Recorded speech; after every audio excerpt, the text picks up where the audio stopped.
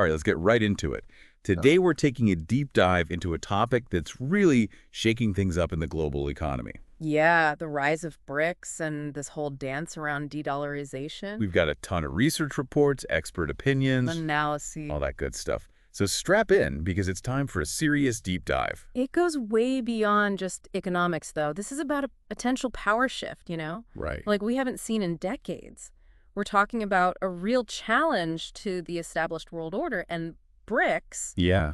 with all these new members joining, it's really at the forefront of this change. And it's not a small club anymore. Not at all. Right. I mean, you've got Egypt, Ethiopia, Iran, Saudi Arabia, the UAE Huge players. joining the party. It's a pretty diverse group. Yeah. And then there's what, like 40 other countries waiting in line to get in? At least. So what does that tell us about what's happening in the world right now? Why are all these countries looking to BRICS for something different? I think it's a pretty clear sign that the current global financial system, the one that's, often seen as favoring Western interests, Right. it's just not working for everybody. BRICS is like this alternative path. And the fact that so many countries want to join really speaks volumes. Yeah, absolutely. So let's back up for a second, BRICS. I mean, it started as just this acronym that Yeah. Goldman Sachs came up with. Just a way to group these emerging markets together. Yeah. How did it go from being this Wall Street buzzword Yeah. to this economic and geopolitical towerhouse? Well, as these economies grew, their combined influence just became impossible to ignore. They represent 45% of the world's population. They control over 40% of global oil production. Wow. Our combined GDP is now bigger than the G7's. These aren't just numbers. This is a real tangible shift in global power. Speaking of tangible shifts, I was reading about this tech park in Malaysia, in Renti Park. Yeah. They're actually choosing to collaborate with companies in India and China, specifically seeking out partnerships within BRICS. They want to become a global tech hub, and they see BRICS as the way to get there. That's a perfect example of why BRICS is so appealing. For emerging economies, it's not just about joining a group. It's about tapping into this whole network that offers opportunities for growth collaboration. And, a chance to shape a new global landscape, one that reflects their interests. Which brings us to the big question that I think is on everyone's mind. De-dollarization. We hear the term all the time. But what does it actually mean in the real world? Is the U.S. dollar's reign really in jeopardy? Let's look at it practically. We've seen how U.S. sanctions, especially those on Iran, have caused real problems for businesses trying to operate globally. There was a case study we looked at about an Indian rice exporter. They used to have this straightforward rupee-based system with Iran, Okay. but now, because of sanctions, they're dealing with currency fluctuations and delays, Makes sense. which cost them time and money. That's just one example of how the dominance of the U.S. dollar can actually become a weakness when Right. foreign policy gets involved. So it's not necessarily about bringing down the dollar. It's more about having other options, more flexibility, maybe even more stability in the global financial system. Exactly. It's about diversifying risk. Yeah. Creating a system that's not so vulnerable to the actions of any one nation. Yeah. And we're seeing this happening right now. China, for instance, they're really pushing for the use of the yuan in international trade. They've got deals with Brazil to settle transactions in yuan. They're talking to Saudi Arabia about doing the same for oil. These are concrete steps towards a multipolar currency system. That makes a lot of sense.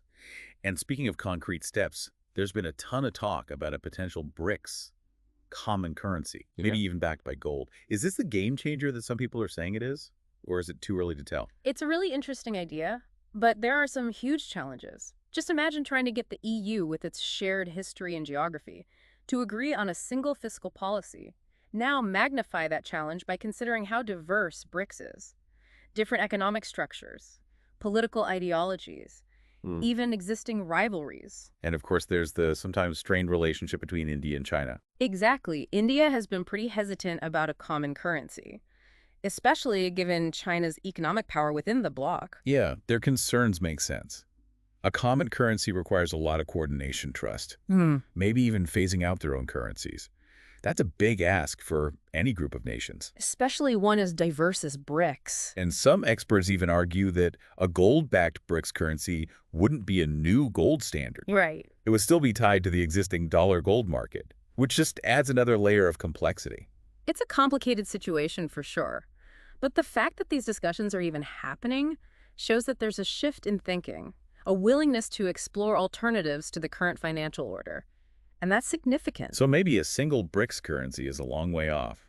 but the seeds of change have definitely been planted. Absolutely. And those changes could have a huge impact on the world. Now, we also need to talk about, BRICS expanding so rapidly. Right. Is that a sign of strength, or could it actually undermine what they're trying to do? It's kind of a mixed bag. Right. On the one hand, a bigger group could give BRICS more influence globally, Makes sense. more say in things. But on the other hand, it also brings new challenges and maybe even dilutes the bloc's original purpose. Right. Like too many cooks in the kitchen. Exactly. You might end up with something that tries to please everyone, but doesn't really have its own identity. Right. We saw that Indonesia, for example, they've been hesitant to join BRICS. Oh, really? Even though they have strong economic ties with the member countries, they're worried about China's dominance within the bloc Right. and the potential for internal conflicts to hold things back. That's interesting. And then you have a country like Turkey, a NATO member, Right. expressing interest in joining BRICS. Wow. It seems like everyone's trying to figure out where they fit in this new world order. But let's shift gears for a second and bring it back to our listeners. How might all these geopolitical changes, this talk of de-dollarization and alternative financial systems, how could that affect their everyday lives? Yeah, that's the big question, isn't it? It's easy to get caught up in the big picture stuff, Right. but these changes could trickle down and affect everything. Absolutely. Everything from our personal finances to global stability. So what are some concrete examples? What should our listeners be paying attention to? Well, imagine having to check the exchange rate between the dollar and a BRICS currency, just as routinely as you check the weather before you travel. Interesting. Or think about having investments in a basket of BRICS currencies. These aren't just hypothetical scenarios. These are real possibilities. Yeah, it's a whole different way of thinking about money. Yeah. And it's interesting because we read an article about how China is developing this blockchain-based payment system Right. that could connect all the BRICS members financially, That's a big deal. They see it as an alternative to the SWIFT system. which relies so heavily on the US dollar. Exactly. It could allow for settlements in central bank digital currencies, potentially making cross-border transactions faster, cheaper, and more transparent. So instead of waiting days for an international wire transfer, Right. you could send money to a friend in Brazil, like you send a text message. It's possible, but there are, of course, technological and regulatory hurdles. Of course. But beyond these financial systems, there are also tangible economic opportunities emerging with these BRICS nations. Absolutely. Take Malaysia, for example.